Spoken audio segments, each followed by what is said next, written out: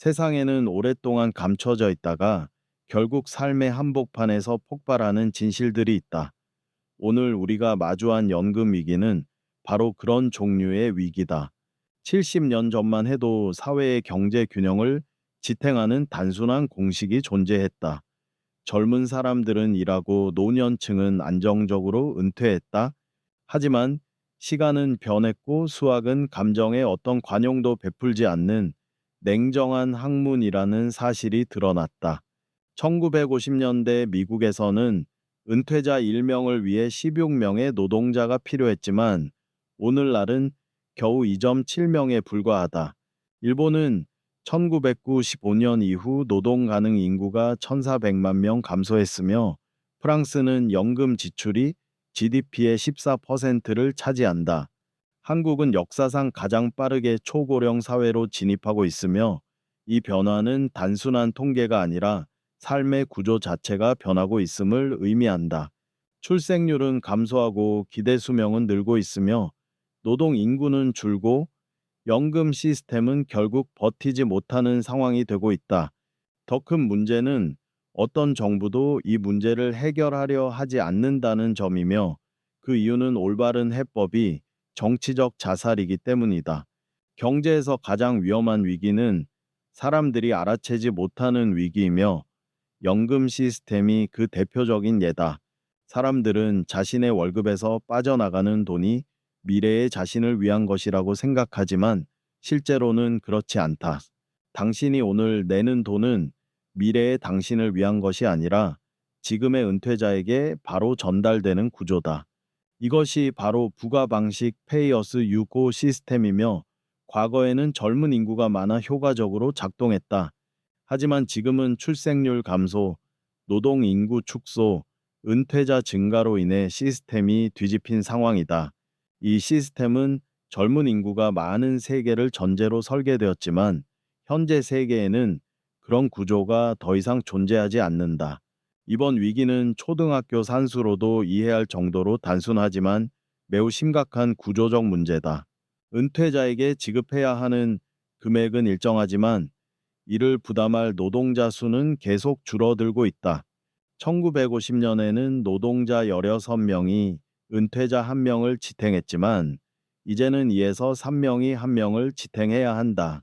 2035년에는 이 수치가 더 떨어져 일부 국가에서는 2명도 되지 않을 것으로 예상된다. 미국의 사회보장제도는 2035년에 준비금이 고갈되며 그 이후에는 연금의 83%만 지급할 수 있다. 이는 자동적으로 17% 삭감을 의미하며 일본은 돈이 아니라 인구 감소 자체가 핵심 문제다.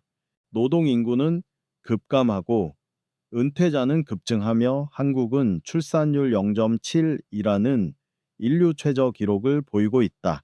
중국은 한 자녀 정책의 후폭풍으로 노동 인구는 줄고 노년층은 빠르게 증가하는 구조적 위기를 맞고 있다. 이러한 인구 구조 변화는 되돌릴 수 없으며 일종의 되감기가 불가능한 영화와 같다.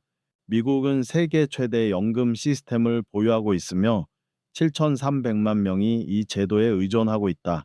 모든 노동자는 급여의 12.4%를 세금으로 내지만 시스템은 이미 균형을 잃고 있다. 2035년에 적립금이 완전히 소진되면 중산층은 생활 유지가 어려워지는 압박을 받게 된다. 저소득층 은퇴자들은 생계를 걱정해야 하며 정부는 막대한 예산 부담을 떠안게 된다. 미국의 인플레이션은 연금의 실질 가치를 더 빠르게 잠식하고 있다. 일본은 세계에서 가장 빠르게 늙어가는 국가이며 노동 인구는 지속적으로 감소하고 있다. 현재 인구의 28%가 65세 이상이며 곧 40%에 도달할 전망이다.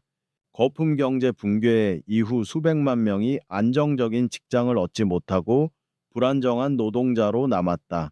그들은 연금 납부 기록이 부족하고 저축도 거의 없어 일본은 연금 지급 불가능 위험에 직면해 있다. 프랑스는 연금 지출이 GDP의 14%에 달하며 정부는 은퇴 연령을 62세에서 64세로 올렸다. 그 결과 전국적인 시위, 파업, 공공 서비스 마비 현상이 발생했다. 국민은 더 오래 일하고 싶지 않지만 수학은 감정을 고려하지 않는다. 중국은 연금 제도가 젊지만 이미 고령화 폭발로 인해 심각한 압박을 받고 있다. 2050년에는 3억 6,600만 명이 65세 이상이며 이는 오늘날 미국 전체 인구보다 많다. 2030년대에는 중국의 연금 기금이 고갈될 것으로 예상된다. 이 위기는 세계 경제에 지진과 같은 충격을 줄 수 있다. 왜 개혁이 없는가? 가능한 모든 해법은 고통을 포함하고 있어 정치적으로 위험하기 때문이다. 정치인들은 2에서 4년 단위로 움직이지만 연금 제도는 100년짜리 약속이다. 덴마크, 독일, 네덜란드는 자동 은퇴 연령 인상 시스템을 운영 중이다. 스웨덴은 경제 상황에 따른 자동 연금 조정 시스템을 도입했다. 호주, 캐나다는 부유한 은퇴자에게 연금을 덜 주는 방식을 적용한다. 호주의 슈퍼애너이션은 세계 최대 규모 민간 연금 모델이다. 2050년까지 전 세계 연금 부족액은 400조 달러로 예상된다. 이것은 단순한 금융 위기가 아니라 사회 구조 전체의 위기다. 연금 시스템이 무너지면 젊은 세대는 신뢰를 잃고 사회 안정도 무너진다. 일부 경제학자들은 태어나는 모든 아이에게 $1,000 계좌를 주는 급진적 방법을 제안한다. 극단적이지만 시스템 붕괴 상황에서는 현실적인 대안이 될 수 있다. 극단적이지만 시스템 붕괴 상황에서는 현실적인 대안이 될 수 있다. 모든 나라의 연금 제도는 다르지만 수학은 어디서나 동일하다. 오늘의 젊은 세대는 과거 인구 구조를 기반으로 설계된 시스템을 지탱할 수 없다.